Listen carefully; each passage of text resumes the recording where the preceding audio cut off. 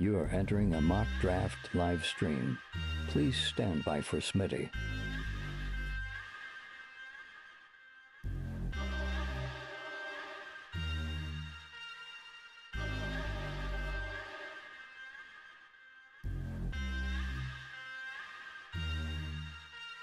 Smitty is live Monday through Friday, 7 p.m. Eastern.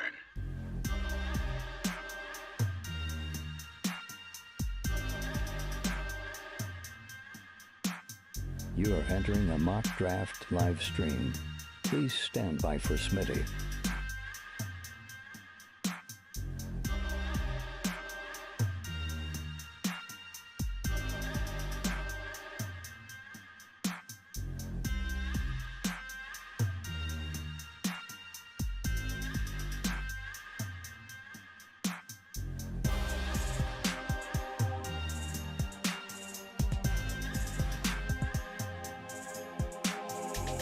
You are entering a mock draft live stream.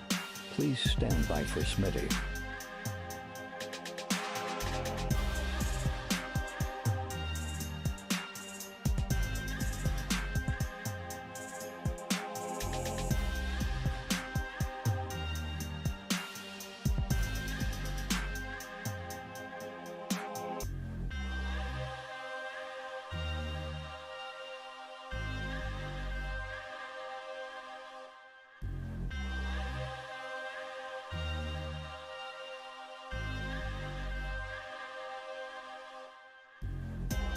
You are entering a mock draft live stream. Please stand by for Smitty.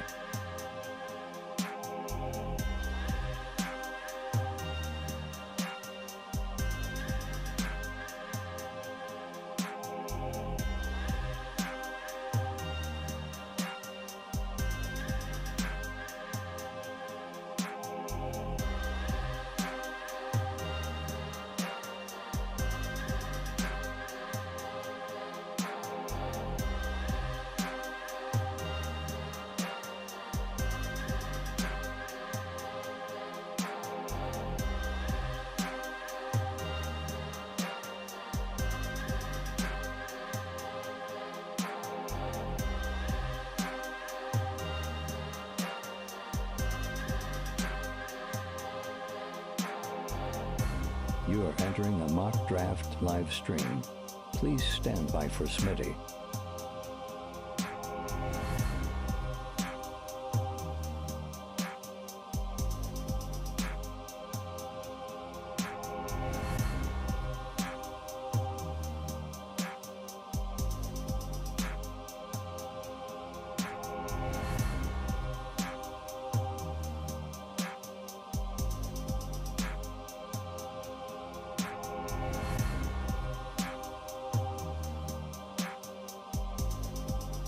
You are entering a mock draft live from the FantasyFootballShow.com studios.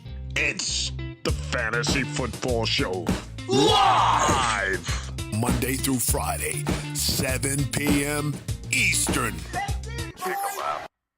What is up, good people? You're watching the Fantasy Football Show. It is Friday, July 1. That means it's fantasy football season, baby. A lot of people like us, we're embedded, we're absorbing all year long, but the amount of people that are going to flood into the channel here as we get into July, usually around July 4th, which is kind of weird. It's like a time of the year where people just flip the switch. The magazine drafters, the fantasy Karens, all of our buddy boys that barely study are going to come flowing in, but that's okay. We welcome all walks of fantasy football life.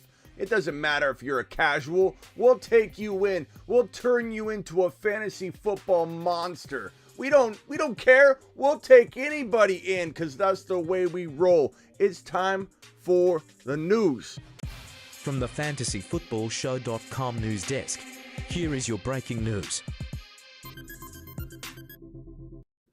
Before we get into phone calls and voicemails and all the fun stuff, we have a few things to talk about. This is very brief, but Deshaun Watson, this case looks like it's going to take a lot longer than we thought to get a ruling. Sue Robinson, the judge, the retired judge that turned into the disciplinary officer that's making the determination, is going to potentially make the determination or the ruling provided after July 11th or on July 11th. It looks like both parties are required to submit a brief and have a scheduled brief on the 11th. That means that we're not hearing anything probably until after that time frame. Appreciate everybody being in here.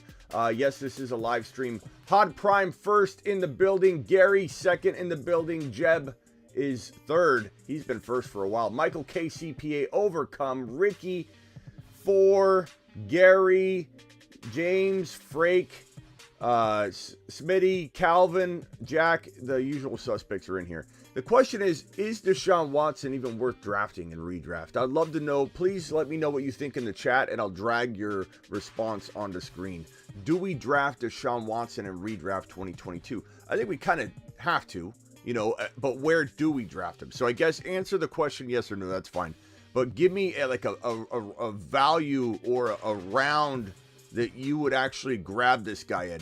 Silver in the building, Call Saul in the building, Slayer's in the building, Tariq. Animal Science is in the building. Attaboy. Animal Science. Terry Roberts in the building. Zach, Brad, all of you. Appreciate you being here. Hit the subscribe button if you're new. Punch the thumb up button if you haven't already. Wipe your feet. Where are we drafting Deshaun Watson? Are we drafting Deshaun Watson in redraft? I kind of think you got to draft him, but is it worth taking him anywhere before like round 10? Like, can we honestly draft Deshaun Watson before round 10? I don't know that I could. In best ball drafts, I'm not taking him before 10. And you can do best ball drafts over at thefantasyfootballshow.com, or the link is in the description below. Underdog Fantasy. Use promo code Smitty or the link in the description and get on over to Underdog and start taking advantage of some of the values we're seeing, like Kenneth Walker, 6, 7, 8, really 7 and 8. Breece Hall is now falling to round 4. There's a movement around Breece Hall not being the full-time guy out the gate, and let it be there. Let it simmer. Let it make Hall's value shove into round 4. Absolutely love it. Win a league. Draft selection 2022 is Breece Hall. Breece Hall is probably he's probably my favorite fantasy football draft selection. But it's all about getting them as late as you can. I'm okay with you doing it in round 3. I do it in round 3 all the time. But it all comes down to the pre-rank list, the flow of draft. If you force and become impatient, you could lose out on some value. But like in a best ball draft, which is where I was going off on a tangent. This guy, Watson, I'm drafting like maybe round 14 or 15. Why not? In case he plays 8 games. Maybe he only misses 6 to 8 games. Ryan Kilpatrick in the building. Says this. He says, yeah, Watson is going to miss 6 to 10 games. So it's like you could get 6 games out of him, 5-6 games out of him in best ball. That could be good. But in redraft, are you really going to roster Deshaun Watson for 10, 11, 12 weeks in a league where you're setting lineups? You have short benches. I don't think so. I think in best ball, it makes sense in like 14, 13, 15 round territory. In redraft, it becomes complicated. I think if you've got very, very big benches, then of course you can afford to grab them. Not really excited about Watson, even on Underdog, says Macho Taco. I don't blame you. No one said I'm excited, Macho. I'm not excited about anything related to this situation. This Watson situation is a mess. He should be out for the entire season, is what I'm expecting. But the NFL is fickle. The NFL jumps around, isn't consistent. It's not consistent with the ownership versus the players versus the ownership. Suspending Calvin Ridley for a year, which I do think is probably something to consider. But then when you have other players doing different things and they get suspended for less time, or you have Josh Gordon being suspended for his entire life for things that I believe don't really necessarily make sense. And the NFL's been like this for a while. So now Roger Goodell, in an attempt to save face and make people think he's all about the people in the league, puts together this corrupt back-asswards, as we say, process where Sue Robinson, this independent disciplinary officer, is going to give a ruling on something that Roger Goodell could completely overrule. It's like, let's put a different process in place, and then if it's discipline, I'll come in and I can do whatever I want. Now, I do think Goodell could definitely be in this situation, a person that doesn't want to push the envelope, doesn't want to circumvent the system he set up to make it look like he's going to try and stay out of this. So I think if Sue Robinson comes in with 10 games, I don't think Goodell, and I could be wrong, no one can predict what's going to happen. I don't think that Goodell's going to step in and be like, I'm going to give this an indefinite suspension. Sue, thank you for your time. Appreciate you. Sue, we didn't really need you, Sue. You were all just a front so we could act like we're taking this thing seriously and having an independent look at it. We're corrupt. Go ahead, Sue. Get out of here, Sue. We're going to give him 10 games. We don't like your ruling. We're going to give him indefinite suspension. That's certainly in the realm of possibility with Goodell, but I think he knows that's how it's going to look. So he'll probably stay as close to Sue's recommendation as he can. If Sue said a year, then I think Goodell would say, okay, we'll take that, but we're going to do an indefinite. I could see that, but I don't think you could connect the dots. They're not close enough to go from 10 games to an indefinite. Like, never mind, Sue, get out of here. He'd look really bad. Goodell would look really bad. So don't expect a ruling until after or on the 11th. And that's all I got to say about that. Next up is Kareem Hunt. Kareem Hunt, is he a super sleeper? Is Kareem Hunt back in the sleeping giant category? What do you mean, Smitty? We've been drafting Kareem Hunt as a standalone running back 2, low end, or flex option for years. Well, I've got good news for you, Bob. This man, Kareem Hunt, who's been impossible to handcuff to Nick Chubb because he has standalone value, or he did. Now he's kind of back to handcuff territory. You're not hearing anybody talk about this man, Kareem Hunt, anymore. Everybody's acting like he is a backup, a handcuff, a nothing burger, a guy that's not going to help you win leagues at all. And I'm not saying he's a league winner necessarily, but I think the overwhelming consensus out in the fantasy football space right now is that, and I know these are two characters back to back that we got here. Like, these are, hello, Deshaun. How you been? What have you been doing? What have you been up to, Deshaun? Hey, Kareem Hunt, what have you been up to? What does this come to? What does this come to where the back-to-back news pieces have to be the individuals that are out there causing havoc in society? Kareem Hunt's been pretty quiet for a while. Let's give him a break. Okay. No, I don't know. No, we shouldn't. I don't know. Kareem Hunt, back to fantasy football, because that's what I'm here for. I'm not here to judge. I'm not here to be that kind of person. I'm here to tell you what to do in your fantasy draft. I don't have feelings when it comes to this kind of stuff. I'm a hardened shell of a man, a hairy American fighting machine for you. I fight for you. I work for you. And I'm telling you right now, I'm sensing a little bit of Kareem Hunt doubt right now that makes him kind of an attractive. You screw up your running back situation and he's sitting there to help kind of solve your problem. I don't mind Kareem Hunt in that role. I'm not asking Kareem Hunt to be my high-end running back too, and neither should you. And that's not what I'm saying. And if you take that from what I'm saying, you aren't paying attention or understand the assignment. Ron Navy dropping a super wad is what we call them now. Let's see. BB3, Best Ball Mania 3 is what BB3 means. It doesn't mean some kind of type, body type. BBW, BB3. It's Best Ball Mania 3. Okay, so calm down, Denny. I know Denny's watching right now. JT, Javonte, Breece Hall, Jamal Williams.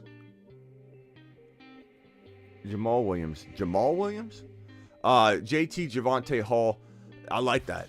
I don't know about Jamal Williams, but I like JT, Javonte, Breece Hall. You can't get better than that, big man. You cannot get better. I do wonder what your wide receivers look like, Ron, but you can't get better than those RBs. That's absolutely phenomenal. Ron is a legend. Ron's just a straight up American legend, just sitting there sitting there enjoying the show on the daily, becoming one of the most hardcore followers we have right now. Absolutely love him. Barkley season is upon us, says Colin. If you say so, Colin. I don't think it's impossible, but if you say so, I'm not going to go near that and coin him as one of the people that get the moon calls here on the show. No, thank you. Maybe Chubb at the right price. Look, here, we're going to talk about Chubb right now in a second. So I wanted to say right now that Kareem Hunt has very sneaky flex value right now. Very sneaky low-end running back 2 value if you screw up your running back 2 building process in your draft. This guy deems that he's 100% healthy. Kareem Hunt played with a calf and ankle injury last season. He was held back. He was hampered. Yes, injuries are part of the concern and red flags that would come along with drafting Kareem Hunt, so you need to know that.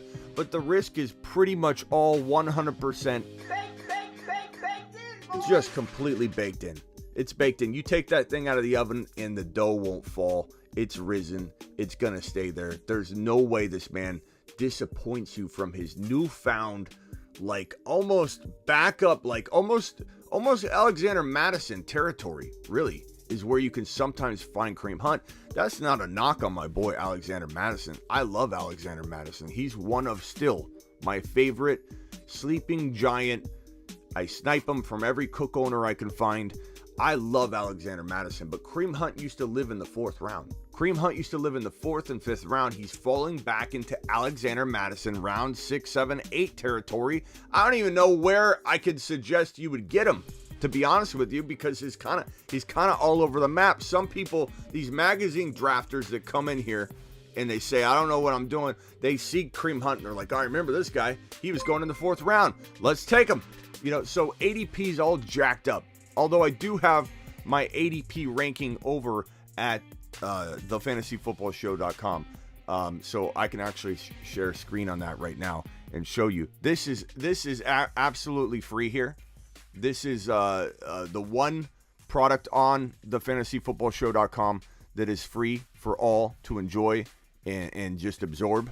And that, right, my friends, is right here. If you click on this link here, ADP rankings, or if you hover over rankings and click on ADP ranks, everything else is locked down, and you should be subscribed and purchase the product anyways, because this is the best fantasy football content on the planet. I may be biased. That may be a very biased statement, but I do believe it. Can I get an amen from someone in the audience that is actually subscribing to this? Can we get some confirmation that you have the best rankings on the planet? ADP rankings are free to test out and try. Oh, apparently they aren't. Apparently I got to unlock those. My bad. I put an Instagram post up and my bad. I got to unlock that. I'll unlock that. Don't worry. Calm down. ADP rankings will be free in just a little bit. That's my fault. I'll pull those up later too. Anyway, where were we?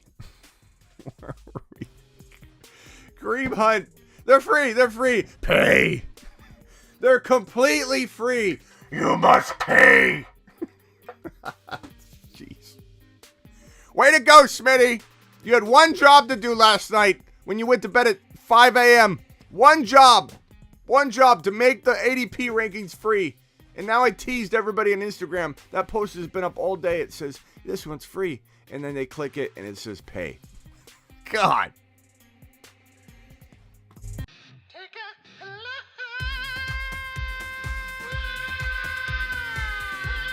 I'll fix it at some point after the show, so bear with me. Ron Navy dropping a super chat. Cameron dropping a super chat. Let's get to these bad boys right here. Cameron says $5 wad to celebrate us both grabbing Pollard in the Cup League.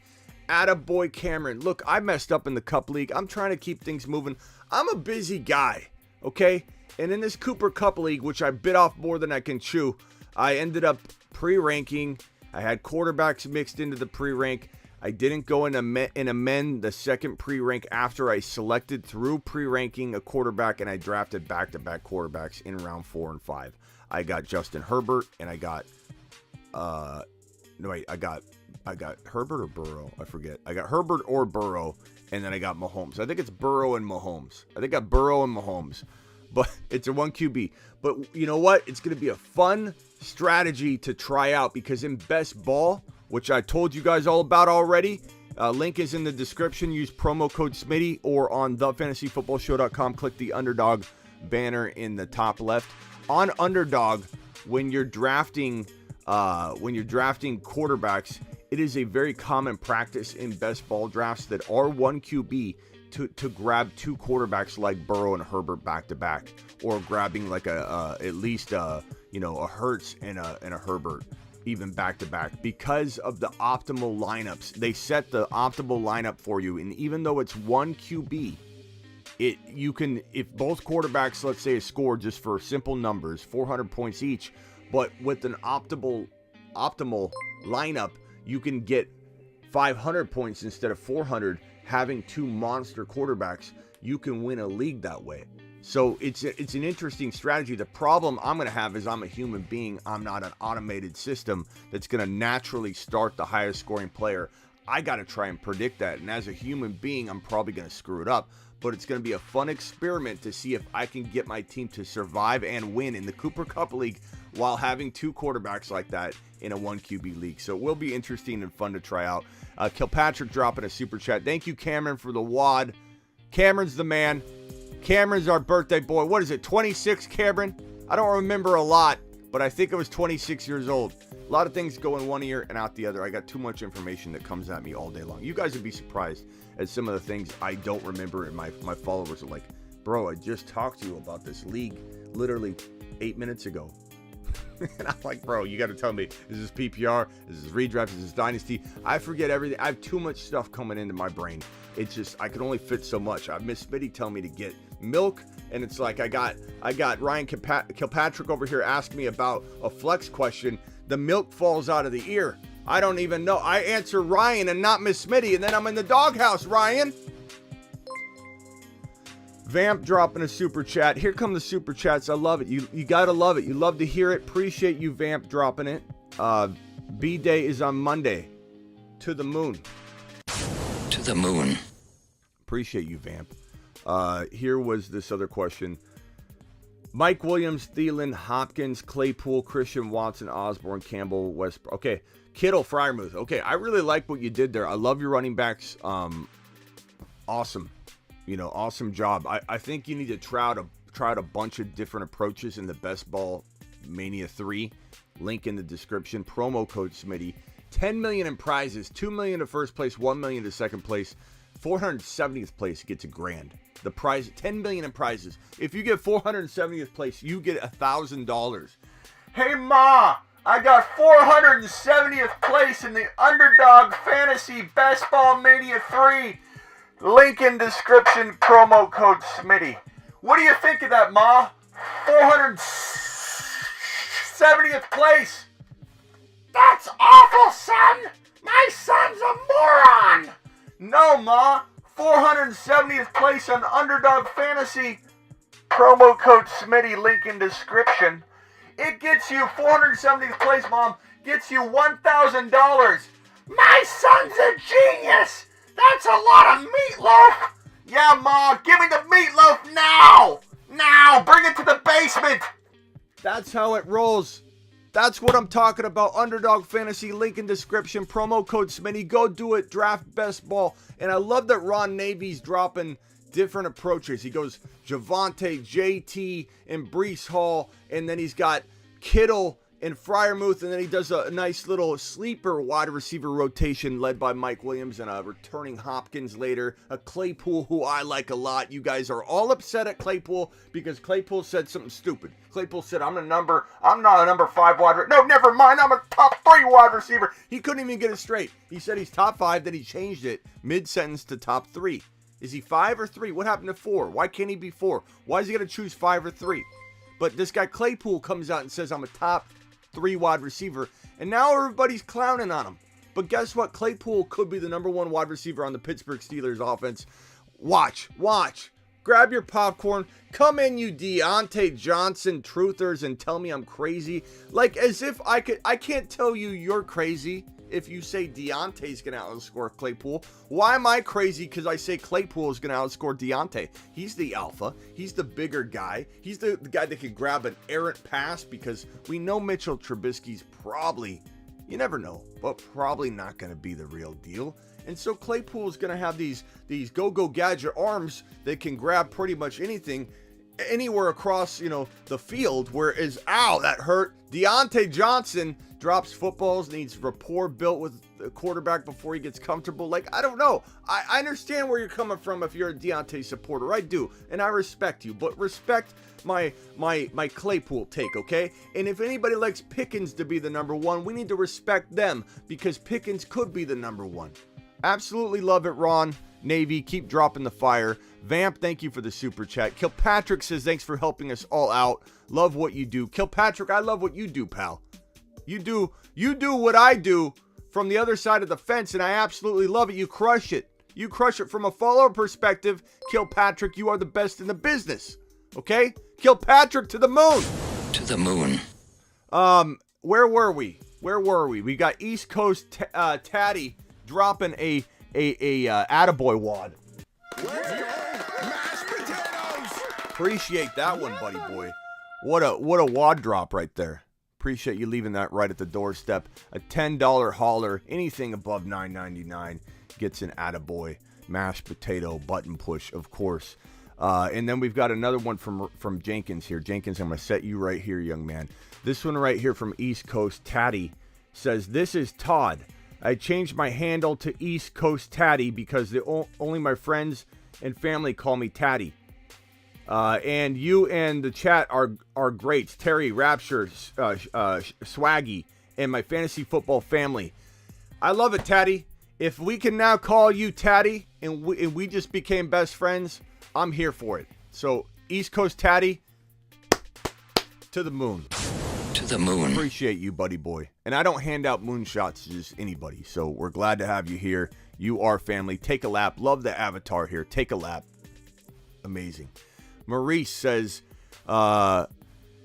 character is tactical gear, does tactical flanking maneuver, hand gestures. This must be a sticker that I'm reading. Yeah, I'm reading a sticker. My system pulls it in like this, and so sometimes I'm like, hippo character in tactical gear. What are you talking about, Jenkins? And then I look over and I see it's a sticker of a hippo in tactical gear, and he's doing a flanking hand gesture maneuver. And I'm sitting here reading it. Thank you, Maurice, for dropping the super chat. If you've got a question, he does. Claypool will score 10 plus times on that team, says Maurice. Maurice, finally somebody doesn't think I'm a moron when I talk about Claypool. Maurice knows what I'm talking about. He knows what time it is. Claypool is the most capable. I'm sorry, but he is, in my opinion, the most capable wide receiver on roster in Pittsburgh to drop a double-digit touchdown season because of the limitations of the quarterback situation and the movement. So, Maurice, you and I are on the same page. I know Deontay fans, put your earmuffs on while we talk about this. I know Deontay fans are just, they get upset. They get really upset when you say, like, ha, ha, ha, in the comments. And usually not live comments. They're usually, later on when the live's over and they can, talk. It's a one-way conversation. Ha ha ha, Smitty. It looks like you messed up again. Already, we see it. This is exactly what we were waiting for. Screenshot time. You just said Deontay's not God. I can't believe it. It's Claypool over Deontay? How on earth could you come to that determination when they both easily and arguably have the same kind of upside and risk and everything? You've got injury for Claypool. You've got drop passes and rapport building problems. He's proven he's not a consistent guy. Deontay is talented, but he reminds me of Kadarius Toney. Okay, Deontay and Kadarius Toney. Tell me I'm wrong. Don't these guys feel very similar? Loaded with upside and talent. Deontay Johnson fans, I know you pulled your earmuff down and you're listening. You couldn't help yourself. You thought I was talking trash about him. You took the earmuffs off. I know you. And I know that you think I'm crazy. But how do you not see that Deontay has as much risk as he has upside? Can you at least acknowledge that? Can you acknowledge that, yeah, Deontay could be. Really, really could be. I'm admitting it. You're not admitting it on the other side of the coin here. I'm admitting it. He could be the number one wide receiver in Pittsburgh. For sure. Anything's possible. Pickens could be the number one wide receiver. Freiermuth could lead the team in touchdowns.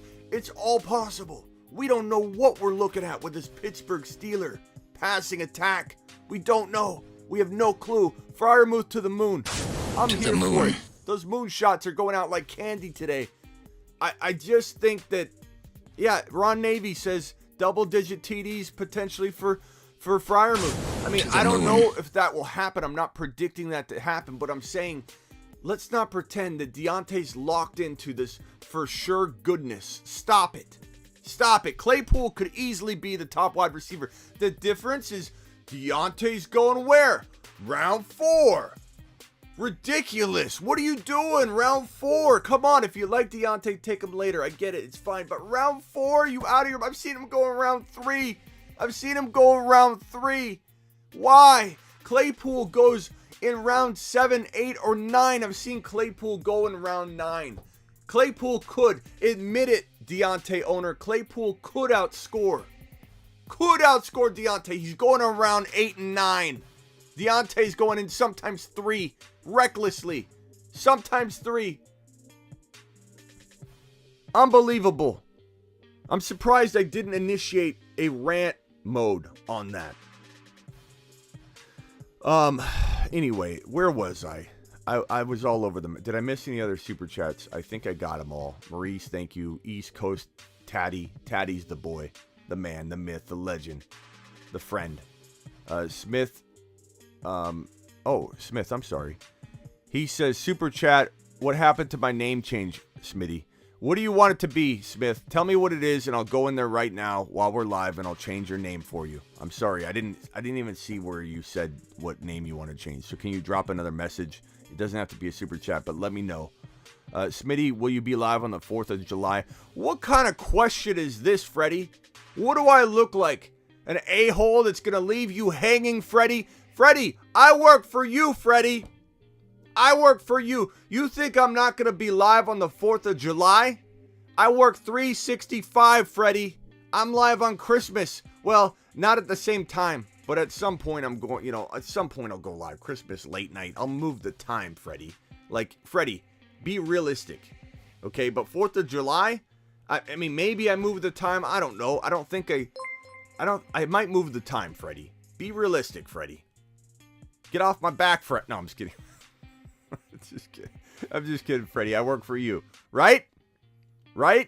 Maurice dropping another wad. Claypool's TDs will be long ones and in the red zone. Yeah. And he's an injury prone guy for sure.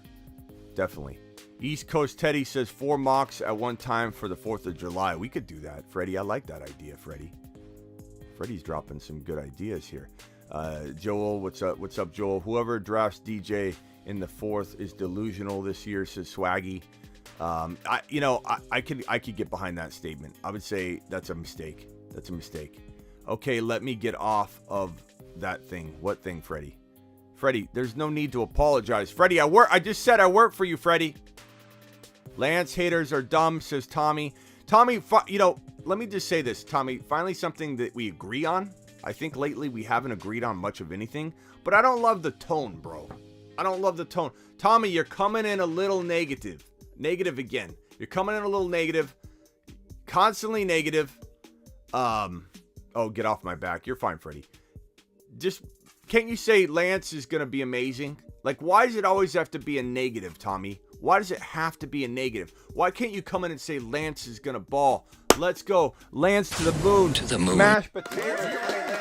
Why can't it be something to positive? The moon? Why does it have to be a negative? Why do you got to turn it on the other followers and people that could potentially be in here that don't like Lance? They're not dumb.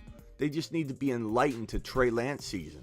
Okay, Tommy. So let's hug Tommy. Everybody give a bro fist in the chat to Tommy or some hug of some kind. A heart. Apple's got the new little, hand heart thing. Show Tommy some love. Let's see what happens to Tommy when we shower him with kindness. I have a feeling Tommy might vanish into thin air. He might dissolve in front of us, but let's try it. Let's see if Tommy, how do you handle love and hugs and support, Tommy? Because we're here for you. We're family. We're not going to abandon you. when you start getting all negative on us. We're going to do an intervention, a love intervention for Tommy. Drop some love for Tommy. Do it. Smitty, do I get pasta with shrimp or lobster? I don't eat seafood.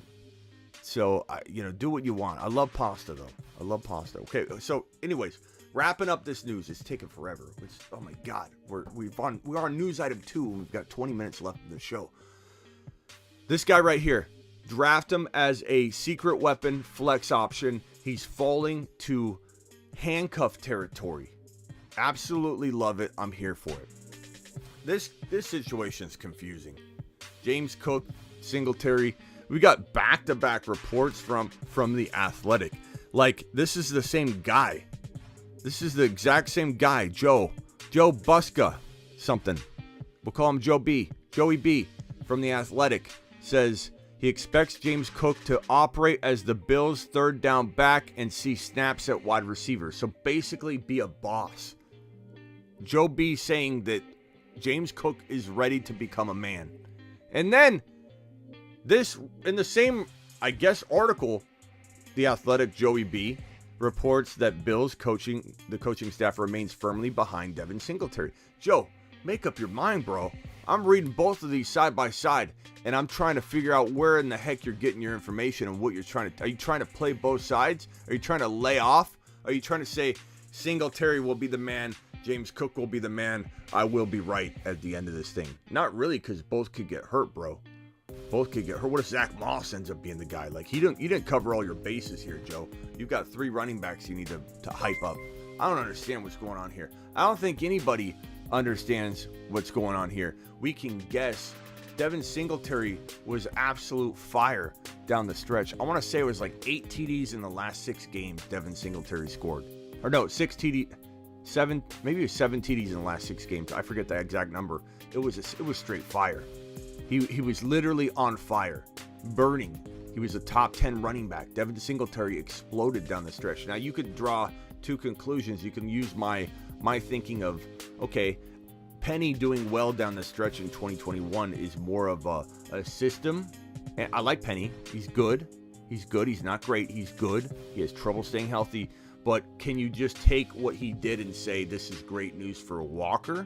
Can you say the same thing for James Cook and say James Cook is better than Singletary? So what Singletary did is actually good news for Cook and not something that should make you fear that Singletary's entrenched because he did so good? It's tough to know. We're guessing. It's a guessing game. But I think ultimately you're paying a little bit higher price tag for Singletary ADP wise. So I lean in the direction of either avoiding the situation altogether or I take James Cook because I feel like he's more of a low risk proposition in redraft. In Dynasty, obviously it's different. In Dynasty, I kind of stay away from both of them because I don't know or feel that James Cook is a long-term answer. So I'm going to definitely say stay away in Dynasty unless the price is absolutely right. And I don't like Singletary at all in Dynasty.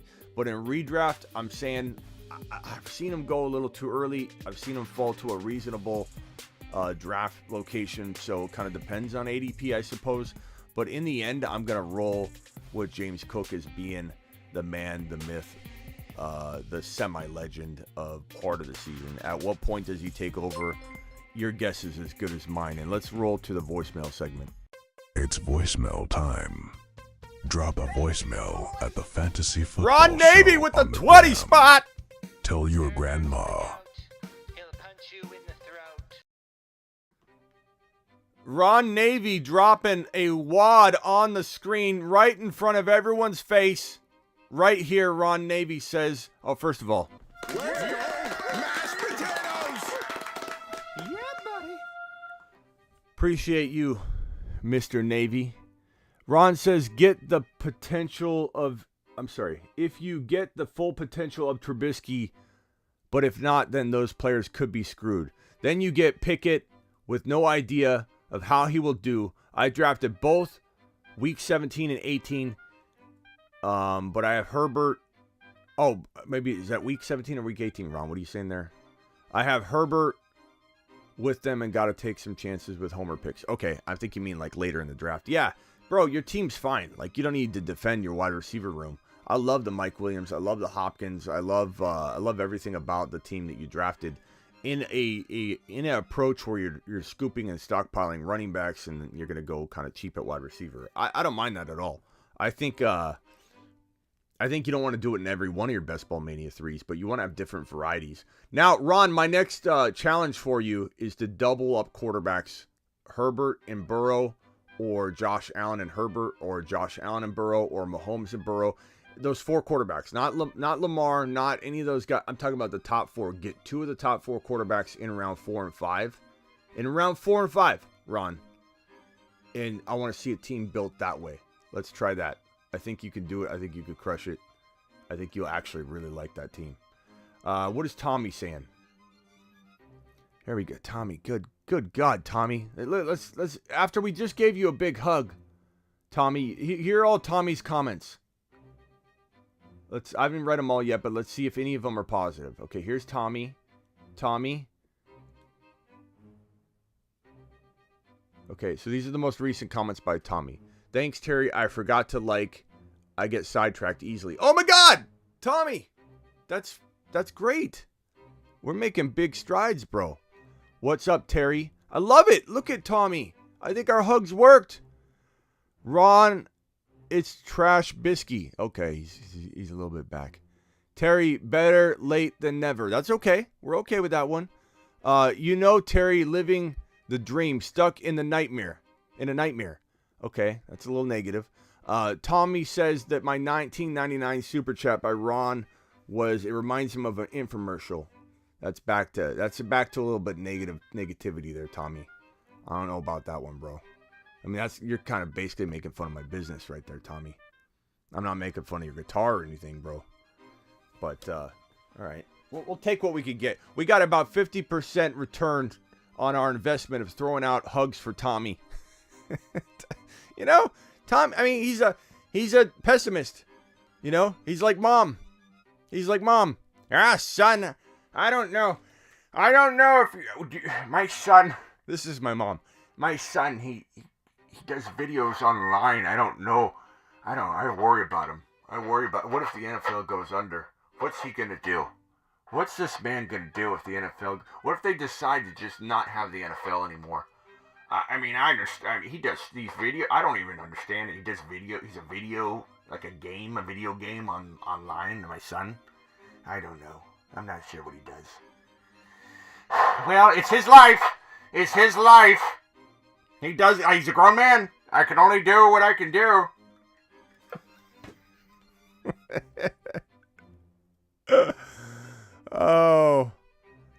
Voicemails.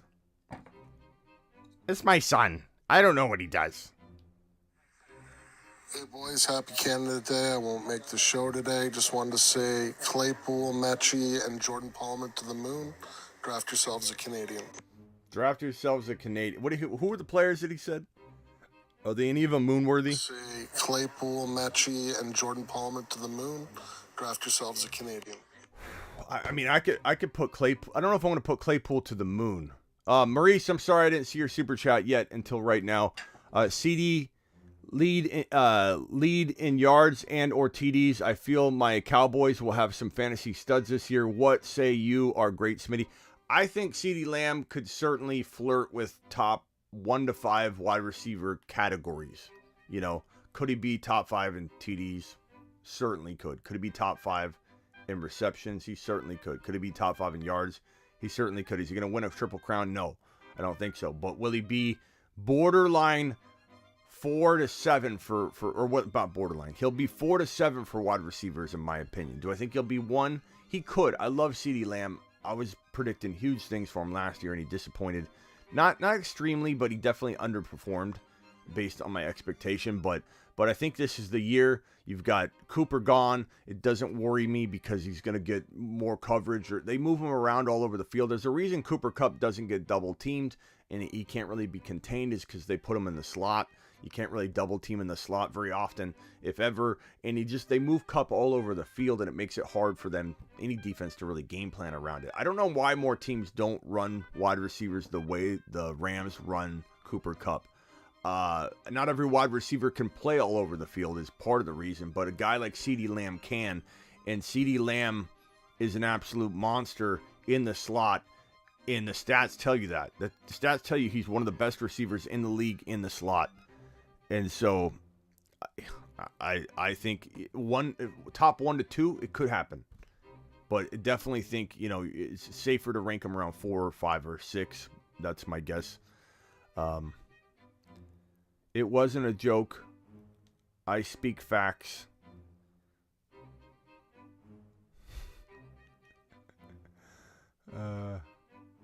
East Coast Tatty, that's pretty funny. Look, there's a positive. There's a positive one. Okay. Let's mock right now. We don't mock on this show, bro. This is a news show. I'm sorry, Scotty. I got to have some format. I got to have some organization to the show, and I can't be mock drafting all the time. What's your outlook on Nighttime. Kareem Hunt this year? Obviously, Nick Chubb is the lead back there. But... So we covered this already, obviously, but to address Nick Chubb, I will say, do I like Nick Chubb in 2022? Do I fear that this quarterback situation is going to tear apart the continuity? And is Nick Chubb going to eventually be replaced, sharing carries, get a lot of his workload replaced because of inefficiency? I'm not saying he's going to absolutely be ousted or replaced by Kareem Hunt. I'm not saying that at all. He's not losing his job. Nick Chubb's one of the better pure runners in the NFL. But is he going to be inefficient at times, given the volatility of the offense that doesn't have Deshaun Watson, that's going through everything that it's going through, and the team say, okay, let's mix up the running back rotation like we used to do to get Kareem Hunt and to get Nick Chubb and the running game going? That's what I'm saying. So understand, I don't want to hear I just said Nick Chubb's getting benched.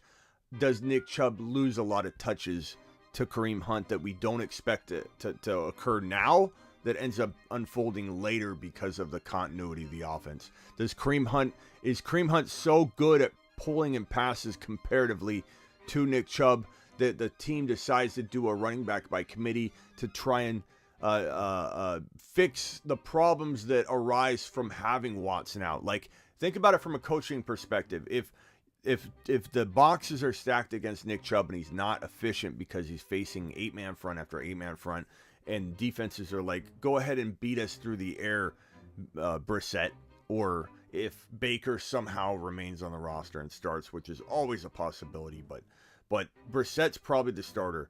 If defenses are making it so the Browns are awful through 1, 2, 3 games, it would not be shocking for them to say, okay, we need Kareem Hunt to really mix this stuff up. We need Kareem Hunt to become what he was a couple of years ago when he outscored Nick Chubb when both of them were in the lineup rotating. So I really like the idea of buying Kareem Hunt, and I'm kind of an avoid on Nick Chubb unless he falls to like the turn picks in round 2, like 10, the 10th pick in round 2. I'm not taking Nick Chubb at 12. I'm not taking Nick Chubb at 14. I'm not taking Nick Chubb at 15. I'm not taking Nick Chubb anywhere unless he's like almost that like turn type of player where running backs dry up and he's sitting there. Then I'm actually on board. Hey, Smitty, I didn't realize you were going to talk about Kareem Hunt, so I'll ask you another question. Obviously, the first 3 wide receivers for me off the board are Kupp, Chase, and Jefferson. But after those 3, who do you have as your 4th wide receiver? Is it Devontae Adams still? Is it Stephon Diggs? Is it CeeDee Lamb? Who would you take after those first 3? That's a good question. Number 4 wide receiver overall. Adams is like the safest one. Do I like Lamb quietly? I do. Does Debo have the potential to be the 4th wide receiver? He 100% does. Does he have the risk that maybe makes it a little bit of a scary proposition to draft him as the 4th wide receiver? Absolutely. I think you got to take the Debo later, but could he finish as the number 4 wide receiver? He certainly could. Especially with Trey Lance. Like, everyone thinks that Debo's stats are going to go down. Like, it's absolute madness. You're going to have a better passer in there, throwing the football to the guy that was the number 1 wide receiver in the NFL in yards per catch. You have Trey Lance coming in with a cannon, replacing a guy that can't throw a foot long. You can only throw a foot long in a commercial for Subway. Can't throw further than 10 yards down the field. And you got a guy coming in and absolutely dropping fire in Trey Lance. Debo could certainly score there. But I'm going to say Adams is the safest. I think Debo and Lamb and Diggs are all really, really close. You could make an argument for Diggs. Diggs is one of the more, even though his stats have been down a little bit, he's one of the most efficient wide receivers in conversion of his routes run in the NFL. And it's surprising and shocking when you look at wide receiver data that shows efficiency and ability to convert on their attempts. And you see Diggs in the top, 5 every year.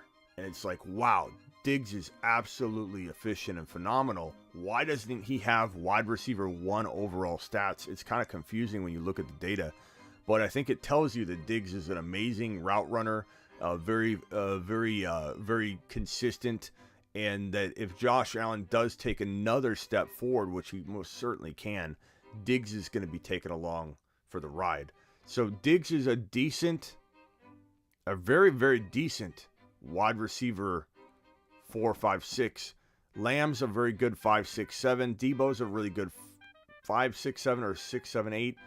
But with upside the top 4. And Adams is just kind of the safest guy, Debo, running back, wide receiver. He's only a wide receiver in any system I've seen. But Debo is going to be, I love that people think Debo's held back by being a wide back. If he's wide back, he's getting more stats that replace what he's losing receiver-wise. And if he stops playing wide back, he gets more receiving action. He doesn't just not get it. People think Ayuk's going to take it. Ayuk's the better route runner. Give me a break. If Debo gets to go back to his full-time role, which he's not, they're going to use him at wide back too. People are crazy. They think they know the situation. But if he played wide receiver only, he would get more wide. He would get all the 300 yards he got playing wide back. He'd get 200 or 300 of them back in terms of being a wide receiver. It's madness to be acting like Debo's got less value. It's crazy. C. Patterson's the only running back wide receiver on Sleeper. Not anymore. He's now just a running back, which is weird, Swaggy.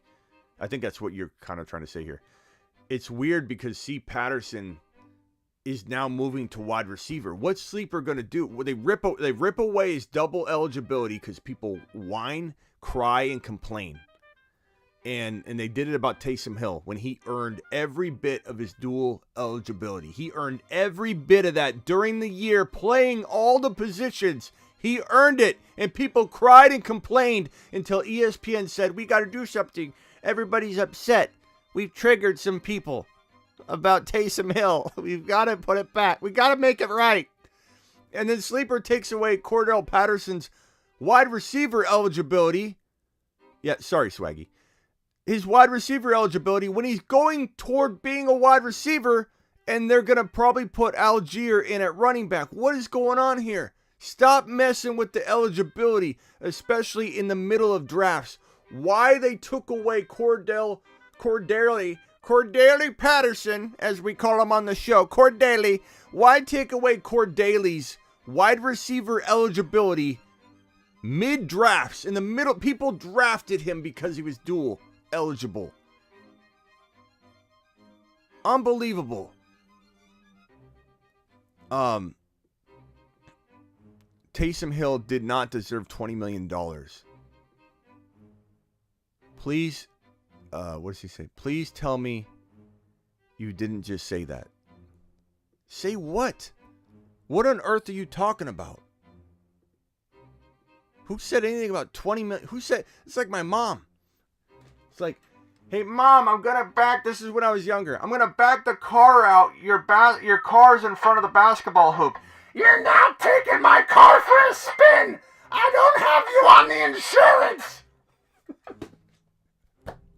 Taysom Hill deserved his multiple dual eligibility. And then I get, you didn't just say that he deserved $20 million. It's an antique. The car. You're now taking my car for a spin on Mill Avenue. Mom, I'm backing it out. Who said I'm going to Mill Avenue? Who said I'm taking it on the town? You're not on insurance.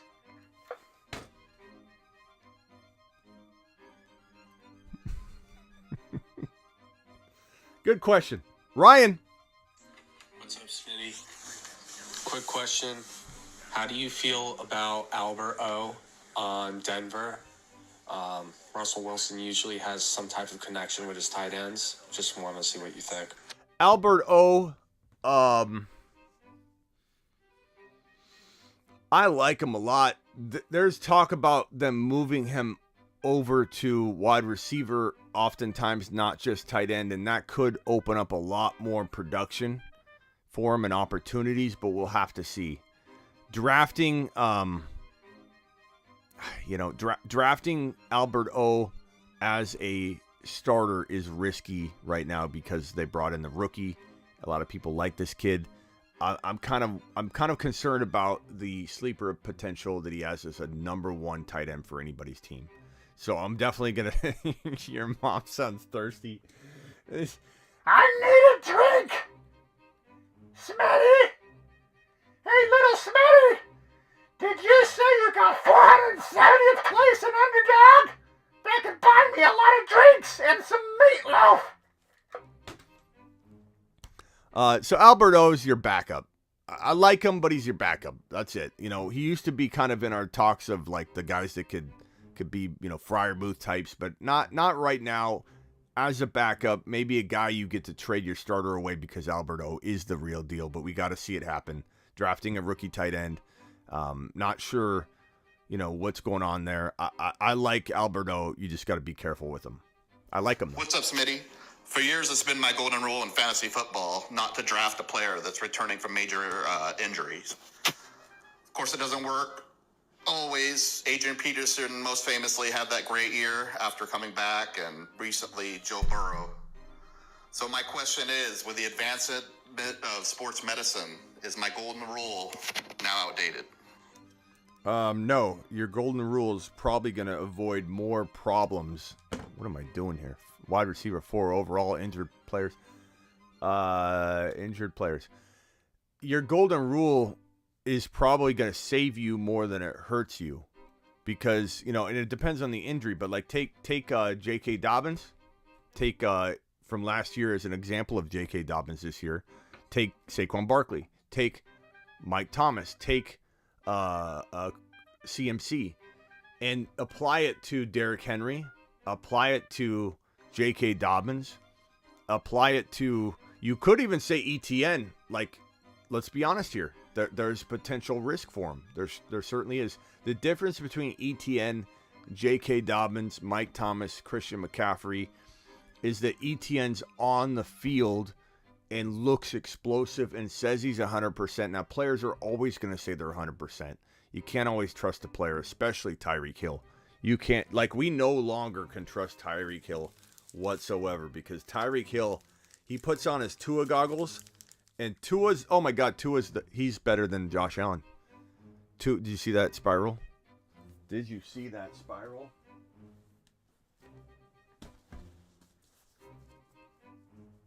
Tua. That was a spiral. That wasn't a punt. This is how Tua throws the ball. It looks glorious with these goggles on. It looks like this.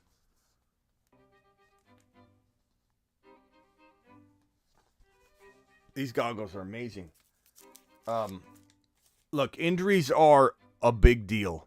You come back, but ETN looks good. Injuries are a big deal. When you come back from a torn ACL and you're J.K. Dobbins, and what did I tell you? No news is bad news. No news is bad news. And the fact that you hadn't heard anything about J.K. except for this one little video clip recently of him knocking over like an assistant that's holding up a dummy, and everybody's like, he's back, oh my God, you shit. Like, J.K. Dobbins is not healthy or ready. He's not going to play in preseason games, is the new word. Maybe he's not ready for week 1. He's not going to have that quick step or the ability that he once had in the beginning part of the season, if not all year long. So we definitely have to be very, very careful where we draft players like that. 9 times out of 10, Raphael says like and subscribe. 9 times out of 10, you're going to avoid disaster, but it's situation based. Every case is different. So don't put a blanket statement on that or a blanket approach on everything. But in general, you're not far off. And I think avoiding injured players coming off of a season-ending injury, especially ACL, especially Achilles. James Robinson, give me a break. I love what James Robinson's doing. His role right now is important and vital to the ADP droppage of ETN. ETN to the moon. ETN to the is moon. Phenomenal. ETN is going to be dropping loads all over the field. Get Jefferson. I don't have that clip. Where's that clip at? I got to find it again. Get Lamb. What's that split screen doing? What's going on here? What's going on here? I don't like that at all. There we go. There we go. Get Lamb. Get burrowed. People are getting burrowed left and right, and people are going to remember it. Get burrowed. ETN, I love. He's an injured player. It all makes sense. It's worth the risk, but there is risk. Let's be honest. There's risk. He's coming off a season-ending injury. There's risk, but we've seen ETN. We've seen him on the field. He looks quick. He says he's 100%. I believe him. He's doing rehab to stay 100%. ETN feels like the exception to the rule that I do apply oftentimes to injured players. Stay away from Akers. Stay away from JK. Stay away from Mike Thomas. Stay away from Derrick Henry to a degree. Stay away from Christian McCaffrey to a degree. It's not a good look, bro. That's Andy, right? What's up, Smitty? For years, it's been my golden rule. Okay. Brad. Smitty. Brad. Curious, what's the highest you would take Rachaad White in a rookie draft? 5. Where do you have him? I mean, the highest you'd take him. I know you 5. don't mind reaching a couple of picks here and there on your guys. 5. I'm trying to do some maneuvering in the first round before. Well, most of my league's probably still asleep at the wheel at this point, to be honest with you, my home league. So I'm trying to do some maneuvering before they figure it out. Yeah. Stay away from Godwin, of course, bro. Steven, I've seen, you know what? I got so frustrated with people drafting Godwin in like round 5 in the early part of the offseason. I'm like, do you guys not pay attention? Godwin's not going to be ready for week 1. What are you doing? And then people are like, oh, crap. I didn't know that. Like, Godwin's not playing week 1. Even if he did, he'd be so off and potentially at risk of getting injured. Like, don't go near Godwin. He's not falling to a place where it makes sense. People are still taking him really high. And when you think about like Godwin and Hopkins, they're both out, right?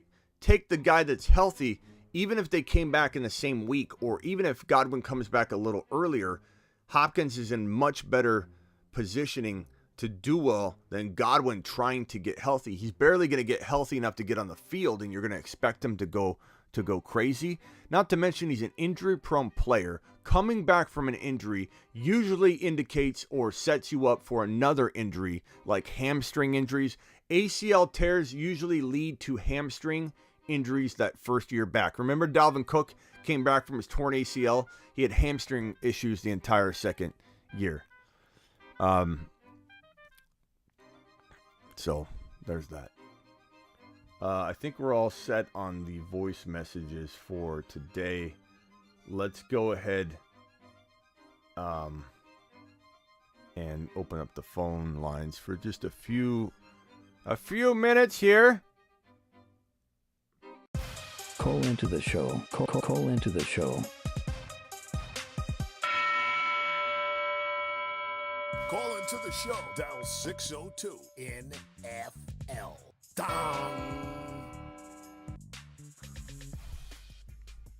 Dial into the show, people.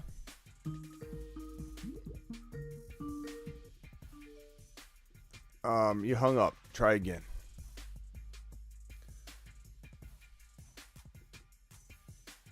Akers will be fine this year, says Swaggy.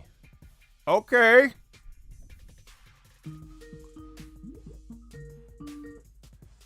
You're live on the Fantasy Football Show. Hey, Smitty. What's up? Who's this? It's Scott, man. It's Scott, man. How you doing, bro? Let me turn this TV down real quick. Yeah. Thanks, Scott. Hang on, I'm doing it, man. Just give me a sec. The worst is when someone calls in, Scott. Hey, man, I just want to see. Hey, real quick one, man. Just give me a trade grade. Okay. I traded Singletary for Mike Evans. I mean, of course, like you blasted him. My question is, A, how's your grandma feel? Is she upset? Is she talking to you? B, you got to ask yourself, is this getting vetoed? Because it's an awful trade. You absolutely blasted him. Got it done. Already got it done. That's crazy, bro. There's no reason somebody should be trading for Devin Singletary for giving up Mike. I didn't think it was weird, man. I went really heavy on running back, so I really needed a wide receiver, another one. So yeah, well, it worked out good for me. Even if you didn't need one, you need to make that trade and then trade. Let's say you didn't need the wide receiver, but you needed a running back and you traded a running back. That's what I don't get when people are like, I can't make that trade because I need a running back. Mike Evans would get you a better running back than Devin Singletary will get you. So now you could, if you needed to, and it sounds like you need a wide receiver, so you don't need to do this, but I could turn that into, Breece Hall, or whatever, if I needed to go running back. So, good move. Good move. I already got Breece. I mean, you knew I was going to say that. Part of you knew you were going to hear me say that was an absolute smash, right? Oh, yeah, man. I knew it. You came in flexing, bro. All right, man. Hey, what else you got? What else you got? That's it, brother. That's it right now. Hey, I appreciate you.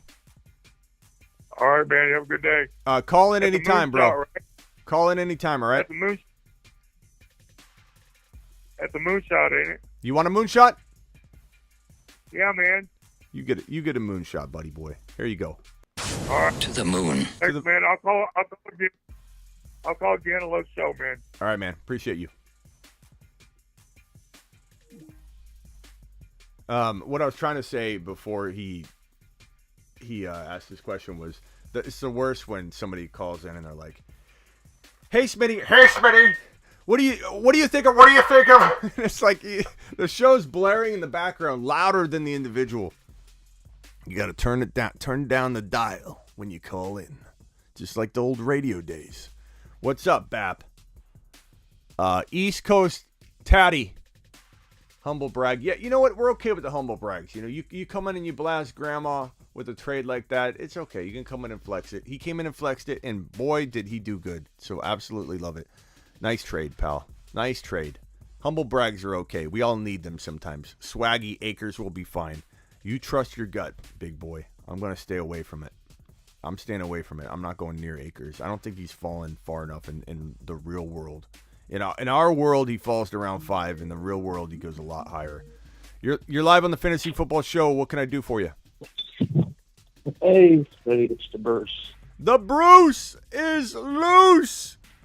The Bruce is loose. What's up? Question. What with suspensions? Like, we already know Hopkins is 6 games. Kamara, I believe he's going to be 10 games. What is your line in the stand for them kind of guys? Guys are actually going to miss games. East Coast Tatty. I'll get to this voice or this right here after the Bruce. So get ready, okay? My line in the sand for Kamara specifically. Is that what your question is? No, suspension, like suspended players like Hopkins, Kamara's, going to be suspended. What's your line in the sand for, like, guys, if physically, hey, they're suspended for X, Y, and Z amount of games, like Hopkins, what's your, line in the sand? I mean, every case is in the first 6. Every case is different. So in Hopkins' case, it's round 7 to 8. I don't take him in 6. The later, the better. But like 7's okay because in the throne draft, we drafted Hopkins in round. What was it? It was round. Let me pull it up.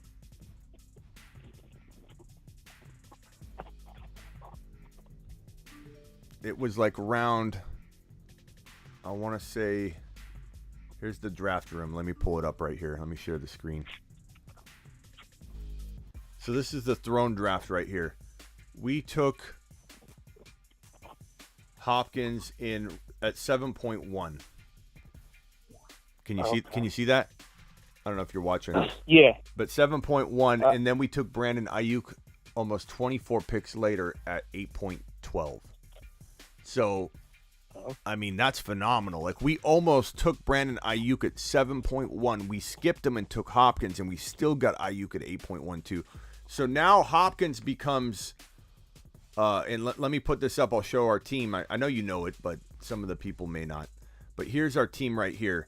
We've got Herbert, Taylor, Breece Hall, Tyreek Hill, Mike Williams, DeAndre Hopkins, Dawson Knox, Tony Pollard, Brandon Ayuk, Tyler Algier, Rashad White.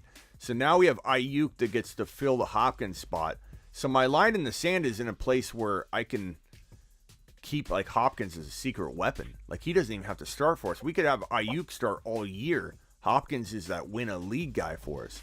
Tony Pollard is in our flex spot. I love that. Absolutely phenomenal, bro. But so Hopkins, I'd say 7. Let's look at the board here and let's try and come up with numbers. So who's your next one, Kamara? Yeah, Kamara. When he's probably gonna miss the same amount of time. Yeah, let's say maybe more. Let's say it's 6 games. So looking at this draft here, I would say, AJ Brown, you'd be crazy to take Kamara over AJ Brown. Josh Allen, Monty, Metcalf, Gibby, Herbert. So you're looking at like 4th round. Like, in the 4th round, you can find better players. In the 4th round, you shouldn't have a problem finding a better player in the 4th round. McLaurin, I'd rather McLaurin than Kamara if he's missing 6 games. I think where it gets interesting is like round 5 or in round 4. Like, if Gibby's gone, Herbert's gone, and you're looking at maybe a J.K. Dobbins or a Kamara. Give me Kamara all day, because I'd rather have Kamara in another player than have, you know what I'm saying? So yeah. Would I rather have DJ Moore or Kamara? I'd rather have Kamara. Would I rather have Allen Robinson or Kamara? I'd rather have Kamara. Like, Allen Robinson has no business at 4.11 in my opinion. I think J.K. Dobbins, even though his ADP is clearly in the 3rd or 4th round, he has no business in the 3rd or 4th round. I think Deontay has no business in the early 4th at all. I don't think Pittman is a good late 3rd or early 4th rounder. I don't think T. Higgins is a good mid 3rd or earlier pick. I just think it's too early. But do I like those guys over Kamara? Some of them. But Kamara's just tough. Yeah. Suspensions are tough. You run the risk of really screwing your team up. It's not worth it. Okay. All right, the Bruce. You got anything else? Yeah, I got one more. All right. Does the receiver make the quarterback, or does the quarterback make the receiver? Like, is Tyreek Hill, we took him in the Throne League, but is he worth that value when he doesn't have Mahomes, where I can grab Juju? I'm just using him because he's the big name. I can grab Juju later and say, you know what? You're the new Tyreek Hill. See, I'm on the board of I'll take the quarterback, the better quarterback situation. But there's a couple people here that are fans now that I got to like that said they'd rather have the receiver than the quarterback. Like Tyreek Hill, they claim is going to be better than Juju. I take Juju. I say Juju's better. I think Sky Moore is going to be. Just because he has Mahomes. I think Sky Moore is probably the best wide receiver option right now, in my opinion. It seems like him and Mahomes are building a good rapport. I'm not a big Juju supporter. I'm not a big MVS guy outside of Aaron Rodgers throwing him the football. I'm not a Mecole Hardman guy. I am a big Justin Ross supporter in Dynasty. And I'm hopeful late in redraft in the season he can emerge, because he could be the number 1 wide receiver in the entire 2022 rookie wide receiver draft class. But the neck and spine thing obviously put him in a position where he didn't get drafted, and his career could never materialize because of that injury. I don't know. None of us know how he's going to respond with that injury. But Justin Ross, the undrafted free agent that KC brought in. They're the only team that wanted to sign him. Was literally on track to be the number 1 wide receiver in the entire draft class. Suffered the neck injury, had a fusion in the spine and the vertebrae. Like one of the top vertebrae was like fused, and like it's really scary. Like he almost was deemed never to play again, and then he got cleared. We just don't know how he's going to respond. But he's my favorite to be talent-wise the number 1 in KC eventually. That's my hope. It's not a favorite, it's a hope. It's a bold prediction. I like him a lot. But if not, Sky Moore's the guy. Like, I think Sky Moore's the guy to own. I think Sky Moore, they drafted him for a reason. He looks really good. He's got great rapport. Trust your gut, though. But to answer your question, does quarterback make the wide receiver make the quarterback? It's just like, it's like anything else, does your upbringing make you who you are? Does your genetics make you who you are? It's a balance of both. Sometimes the genetics are more overpowering than the nurture. Sometimes the nurture overpowers the genetics. Sometimes a really bad person is actually a good person that has bad tendencies that's always kept them at bay because their upbringing was so amazing. Sometimes a good genetically built person has such a horrible upbringing they become a bad individual. You never really know. The measuring of those things are too difficult to like put a formula on because every case is different. So is Jamar Chase the same wide receiver as Justin Jefferson in Minnesota? No. Is Barry Sanders the same as Emmett? Is Emmett the same as... Like, you can't compare anything because you just don't know. Would Barry Sanders have been the same guy if he wasn't running for his life, making his own plays? Everyone always says you put Barry in the Dallas offense, he would have been unbelievable. I do think that probably would have been true, but there's something to the fact that defenses would swarm in on Barry, and literally Barry would slip out of having 5-6 guys around him, and there'd be no one left in the defensive backfield to get Barry. So it's just hard to break down. Is Aaron Rodgers making Adams who Adams is today? Would Adams ever have developed into as good? He would definitely have been good. But would Adams have ever become Adams without Aaron Rodgers? I think he probably wouldn't have been the same exact player. He would have been a little bit lesser of an individual on the field because Rodgers made him. Rodgers helped make him. Right. Joe Burrow throwing to Jefferson, I venture to say Jefferson would be by far and away the best wide receiver in the NFL, and maybe one of the best wide receivers we would ever see play the game, and probably have like a 20 touchdown type of season. In Minnesota, he's held back to 14, 15 scores probably. Joe Burrow connecting with Chase could make Chase the number 1 wide receiver in the league. You give Jamar Chase Kirk Cousins, maybe he's not even a top 3 4 wide receiver. It's so hard to know. It's not a question anybody can answer. But hey, Bruce, I appreciate you. I'm going to let you jump. Call back if you have another question. Yep. East Coast Tatty says, "Hey Smitty, can you say hi to my son Shane? He's 6 and learning fantasy football watching you."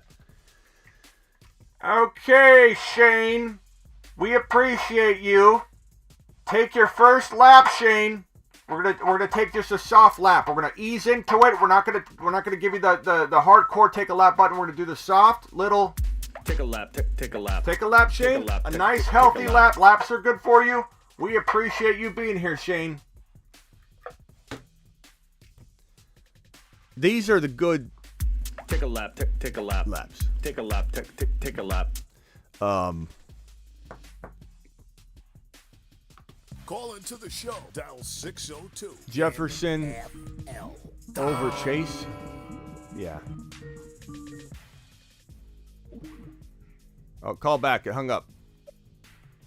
You're live on the Fantasy Football Show. Oh, maybe that didn't hang up. Ron Navy. You're live on the Fantasy Football Show. What can I do for you? Hey, Smitty, it's Andy. Andy, what's up? I wanted to talk to you about your best ball strategy, your best player available strategy. Okay. And how you implement that, because I am one of those people that likes to wait. I want Breece Hall, I want Kenneth Walker, but I want them in the 4th round. I want Kenneth Walker in the 8th round. So it's just a little confusing. I understand it. I agree with it, a lot of it, but it's a total switch for me to draft your style. Well, but here's the thing, though, is my style is your style. It's just you're not always going to be draft, you'll maybe fall into line with what you would normally do with using my style. My style is like I don't know, it keeps you like balanced and guided. It's like a guide, and then eventually lets you go into your strategy. So best player available opens the door to running back. Best player available could open the door to wide receiver. It could be 0 running back, 0 RB. But best player available essentially is going to ensure that you're not drafting a position, you're drafting a player. Like the thing you want to ask yourself every time you're on the clock, it's so hard for people to do. It's very easy to say, but very hard to do, is to say to yourself, right, is this the best player on the board? And I'm not talking about ADP. People mix up ADP and best player available all the time. They think, oh, what Smitty's saying is draft off the ADP list and not even use your brain. That's not what best player available is. Best player available is sometimes you're reaching. Sometimes you're reaching hardcore. Sometimes I'm taking Breece Hall at 3.4 instead of 4.7 because it's the best player available, the best move. In the throne draft, I'll share the screen with you right here. We took Breece Hall at 3.1. That was extremely high, but if you look at the draft board, so go from 3.1 over to 3.2 to 3.3, 3.4, ETN was the only other running back that was left. Running backs got scooped up. And so it's ETN and Breece Hall, the top running backs in our opinion. Then you got Connor, who I like Connor, but he's not a great third-round pick. Elliott's a horrible third-round pick. Monty's a decent running back at this stage, but Akers, there was nobody left. We had to go Breece Hall, or we wouldn't have made it down 24 picks, 12 across or 11 across and 11 back. There's no way we would have had Breece Hall or a running back that would have fallen to us. We had to take him early. So people I don't think always understand what best player available means. It can oftentimes mean you're reaching. You can reach in best player available. You got to ask yourself this question every time you're on the clock. Is this player the most capable player of exploding from their draft value out of everybody that's left? If the answer is yes, then it's probably the right pick. If you say to yourself, they'll have to do really well to earn this, you're making a horrible pick. Right. My mentality I don't disagree that Breece Hall is not the best running back available. Like, I don't disagree with that in that scenario at the 3-1. But my mentality is, if I could get Breece Hall at the 4, you know what I mean, at the 4th round, then my team is better. And I have a better ROI percentage return on Breece Hall. Case by mentality. It's case by case, though. So in this situation, 3.1, he was the 4th ranked running back on the ADP list, on the pre-rank list. There's no chance Breece Hall would have made it all the way down and all the way back. So you're right. If you're drafting in the middle of round 3, or if you're drafting at the end of round 3, top of round 4, you have a much more likely chance of landing Breece Hall in round 4. But if you're drafting at the tail end of round 4 and running backs are flying off the board and Breece Hall's the 4th ranked running back available, you have to make a decision to alter that plan of where you drop Breece Hall. Breece Hall, here's the thing. Right. Here's the thing that makes me comfortable with Breece Hall at 3.1, because a lot of people will say it makes no sense. You're taking him too early. We're not. Look at the board. But when you look at Breece Hall from 3.1, is he capable of top 5 to 10 running back production? If the answer is no, then that's where the individual and I part ways on the Breece Hall topic, because I can't talk sense into somebody that sees something different than I do like that. So why not just let them have their opinion? They could be right. I think Breece Hall could destroy 3.1 value. Absolutely annihilate it. He could climb all the way up to where you see Dalvin Cook and Derrick Henry ranked on this draft. He could score. That's a lot of climbing. That's climbing an entire second round and climbing half of the first round. That would be one of the biggest returns on investment in fantasy football 2022. If Breece Hall becomes as good as where Henry's ranked at the end of the day, in hindsight, he scores like the 1.7, 1.8. That is the biggest climber in fantasy football. Like, so people act like Breece Hall can't crush 3.1 ADP. He can. But are you correct? Are you better off if Breece Hall is the 10th running back ranked? Not the 10th overall player, but the 10th running back ranked. And you've got 10 picks in between your next pick. It's an easy wait. Easy wait. And then you're right. You smash even more when he lands, and you protect yourself a little more if he runs into a running back by committee in weeks 1, 2, 3, and 4. So yeah, your return on investment is way more. It's case by case, I've though. definitely left draft with food on the table. You know what I mean? Yeah. People that I wanted doing it my style, and someone else scooped them up.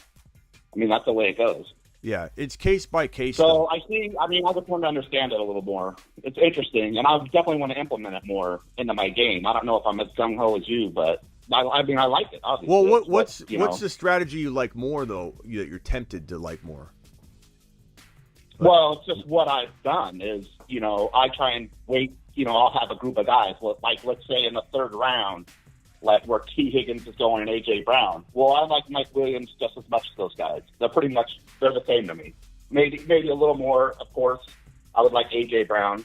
So I'll wait on wide receiver. And then I'll just take Mike Williams in the fifth, and I'll pick another position. Is your plan only to wait then on wide receiver? Is that what you're saying, that you always wait on wide receiver? Like, I'm not sure what your plan is, because your plan could be... Let me give you a better example. I like Mark Andrews. Like, in my opinion, he's a first-round pick. But I'm not going to pick Mark Andrews in the first round. I'm going to try and get him in the second or the third, if possible. I mean, that's my mentality. You're doing best player available, and you don't even really know it. Like, it's not like you're implementing it fully the way that I'm describing it, but you're not doing best player available. What you're doing is you're making assessments of, okay, I like Mike Williams. He can explode at his ADP. That's best player available. Like, you're implementing it in your own way. The question the tweaking you got to do is just make sure you're asking the question every time you're on the clock. If you're on the clock, let's say you're on the clock at that 2.2 pick where that guy took Kamara, awful pick. And there's definitely the news came out later that he was looking at facing or bracing for a 6-game suspension. But that news isn't like anything new. We all knew Kamara was probably looking at a lengthy suspension. So there's no excuse for that pick, given that information was totally already known.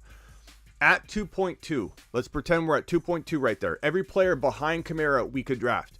Who is the best player available to me at 2.2? So let's look backwards. Diggs is fantastic because he could be a top 5 wide receiver, but can he hit a home run from there? A little bit. Javonte Williams, to me, even though he falls to 2.8, so to what you're kind of thinking, you're gonna try and make him fall all the way to the absolute, push the envelope, and I think that's your strategy. It's best player available to a degree, but you're literally not going to draft Javonte until he's either at his ADP or later, or you're just not doing it. I will reach. Javonte Williams, to me, has the most upside at 2.2 out of every player that's on the board from Kamara on back. That includes Lamb, that includes Diggs, that includes Chubb, it includes every single player you see, Debo, everybody. Javonte Williams could be the number 1 running back in fantasy football 2022. If you don't believe that, that's fine. That's fine. That's, again, where we part ways on the topic. He could crush his ADP, be the number 1 overall player in fantasy football, and you can get him as your second drafted player. That is a smash. That is best player available every time. I reach all the time in the confines of best player available. All the time. So, like, in that opinion, in that instance, so like Mark Andrews would be my best player. He'd be my best player at 2.2. Wrong or right, that's what my opinion is. So you're just saying I should just grab him. Just grab Andrews at 2.2. I mean, if that's the way you feel, when I see Mark Andrews there, I see a player that is not the best player available. I see a player that has to deliver. If you felt that way, I would say yes, but I would say that Mark Andrews at 2.2 has to deliver in order to earn his value. That's the complete opposite of what I would think. Because if he hits a home run, he earns you your value. There's no way he can explode from that draft selection. Best player available is a guy that has the most ability to reach and explode and climb. Think about it like a climber. Who could climb the highest? What player has the most ability to climb the highest? You're telling me Andrews could climb higher than 2.2? I don't think he can. He's not the best player available at all at that point for me. And I respect your opinion. Right, but is he going to climb in the top 5 overall value? You what? I'm more talking about the strategy, not nitpicking on what player we think. I mean, I understand what you mean. Let me give you another example. Look at Josh Allen at 3.9. That's a real good one to talk about because is he the best player available? Here's the dilemma: is look at Burrow. Look at Burrow down at 7.8. Like that is like when he fell the 7th round, we were sick because we already had Justin Herbert and we could have got Burrow at 7.1. But when you look at where the quarterbacks are though, like let's go to Herbert actually. Our pick Herbert 4.12. It makes me sick that Burrow could have been there at 7.1. But when you actually look at it, who was the best player available at 4.12? It was Herbert. I wouldn't take it back. I wouldn't take it back to draft Burrow at 7.1. I wouldn't, because if you look from 4.12 down to Mike Williams, which was our pick, so we're not going to include him, Jacobs, Brandon Cooks. I like Hollywood Brown, but he's not a must over Herbert. Sutton, he's good. Sanders, not a huge fan. Mitchell, I do like Mitchell a lot. None of these names, bro, are making me say, oh my God, we totally just punted an elite player. They're all good players, but Herbert is the biggest bang for the buck, the most capable of being the number one scorer. Him and Josh Allen and Burrow and Mahomes really, but mainly Herbert and Allen, in my opinion, right here, are the most capable of being the number one overall fantasy scorer out of all positions for 2022. Herbert was a smash at 4.12, an absolute smash. I wouldn't take it back even in reconstructing this and reworking it backwards. It was an absolute crush. Like you crush it from that pick. That's what I'm trying to say. People from that sixth round, they rise up all the time, and they win you championships all the time. Yeah, guys in those ranges. They might not look as much now, but later on in the year, Elijah Mitchell might be the best running back in the league. Jerry Jeudy could be, going nuts. But do you all see these things are the possible outcomes? Yeah, but do you see what I'm saying? I mean, I'm not against or what. I just want to learn from it because I do miss on players that I want quite a bit, and you gotta be more open-minded to reaching a little bit because you got it. Like the Breece Hall pick is absolutely phenomenal in this scenario, and then when Breece Hall can fall to your 4.2, it's even more phenomenal. But it's not like when you compare apples to apples. Like, could you argue Herbert at 3.1? I mean, you could. I wouldn't be a great choice because there are a lot of players still on the board that you might want. But if you could argue Herbert at 3.1 and argue Breece Hall at 4.12, it's like apples to apples comparison. When you look at that stuff, you have to look at the end result. Like at the end of the day, we got a steal in Justin Herbert and we took a reach on Breece Hall. And if you flipped them, you could make it make sense. And that is where the balance comes in. One reach protected by two safe players is a pretty good approach for me. I don't mind reaching as long as you're not reaching at every pick. One reach is kind of okay if you protect it with a bunch of safe players around it. Right. Best player available. Let me toss up one more example. Kenneth Walker, 6.10. He was by far and away the best player available at that pick. We almost got him at 6.12. I would have been ecstatic. I was very disappointed. I do love Pollard a lot, so I'm not that mad. But Walker right there at 6.10. We have people in our mock drafts taking him in the 4th round. That's not advised. I don't want it. I don't understand it. I keep telling people to stop doing it. You got to bake in the value and risk. And Walker at 6.10, if he shares carries all year, only gets 4 starts, very disappointing. He probably comes very close to still earning that value. So when I say best player available, he could be a top 10 overall running back once he gets in there. And at 6.10, he could explode from his ADP. Drafting a guy like let's say, let me look. Robert Woods at 7.7 in the exact smack middle of the draft right here.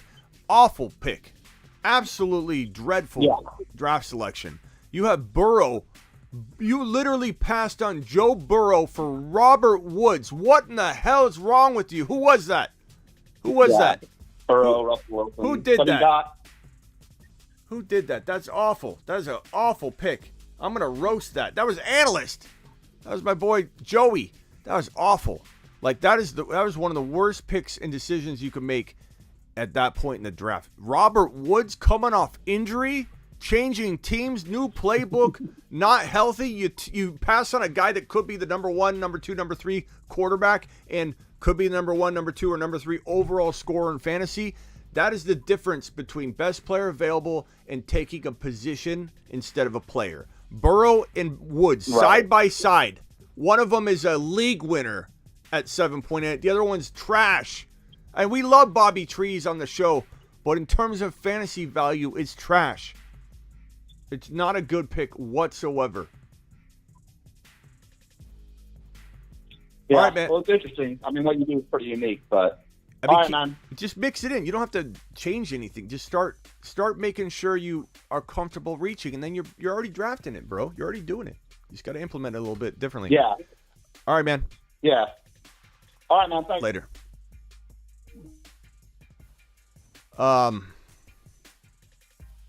Anyway. Appreciate everybody dialing into the show. I think that's going to do it for today. We've been live for an hour and 36 minutes. 68 of you in here, please wipe your feet. Whoa. We're live Monday through Friday, 7 p.m. Eastern. That means we'll be back Monday. But that doesn't mean I don't go live anytime there's breaking news. Anytime news breaks, I jump in here in the studio. I fire it up. Don't we, Ziggy? Hey, Ziggy. We do it right, don't we? He's garbage. Hey, Ziggy. What's up?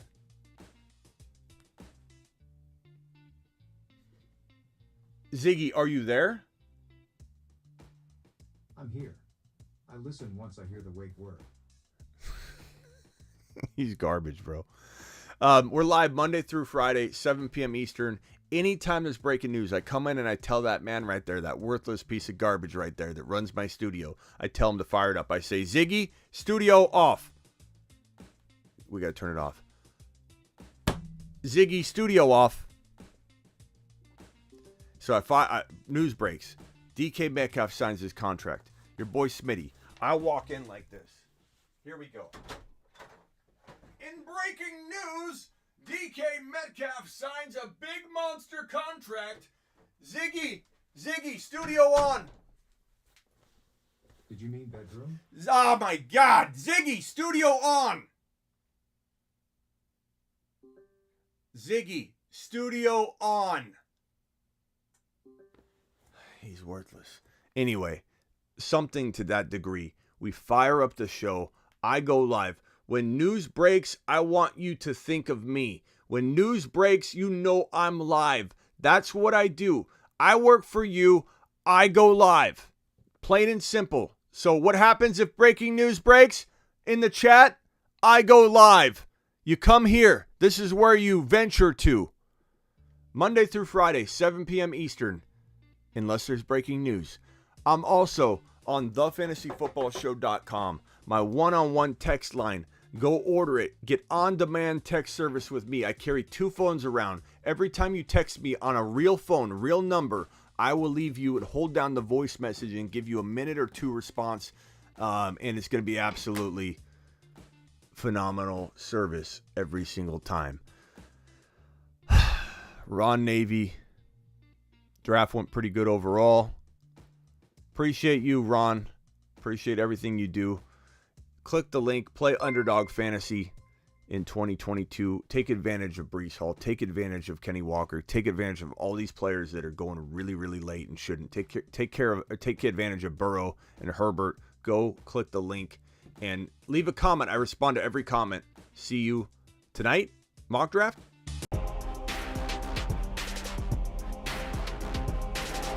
We probably will mock draft tonight, I assume, or I might do a Q&A on the streets. I don't always want to mock draft every single night, so we may change it up, and I might do a Q&A on the streets of Tempe like we did last time.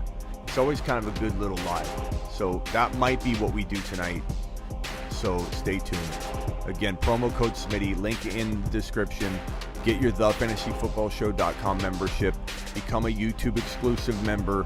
Click on the blue join button on the main YouTube page of mine, and you can drop emojis. You can get standing ovations, attaboys, mashed potatoes by joining up. Appreciate every single one of you. I work for you.